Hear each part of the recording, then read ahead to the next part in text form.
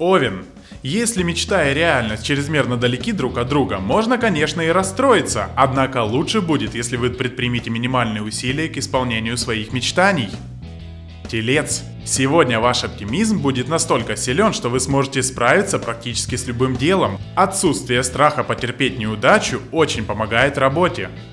Близнецы. Проведите этот день с друзьями. Сегодня они будут милы как никогда, и вам не придется жалеть о даром потерянном времени.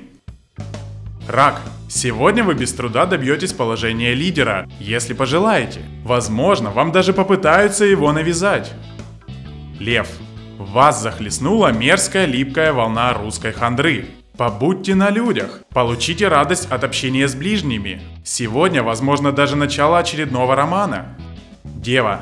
Будьте готовы к внезапным поворотам фортуны. Сегодня вам представится возможность поймать ее за хвост. Возможно, какие-то старые дела придется отложить, чтобы все силы бросить на воплощение в жизнь свежей идеи. Весы. Сегодня вы будете располагать достаточным количеством душевных и физических сил, чтобы свернуть пару гор. Придется потратить немало времени на выбор объекта, к которому эти силы можно было бы приложить, а то как бы даром не пропали.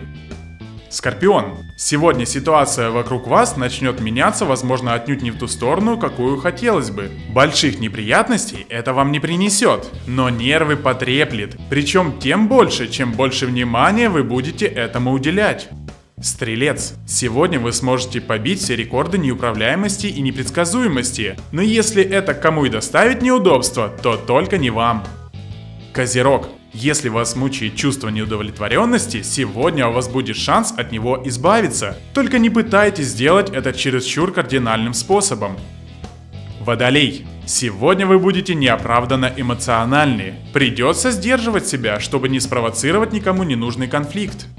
Рыбы. Сегодня мысли ваши могут оказаться несколько сумбурны. Чувства растрепаны, настроение переменчиво. В подобном состоянии есть определенная прелесть, но культивировать его все же не стоит.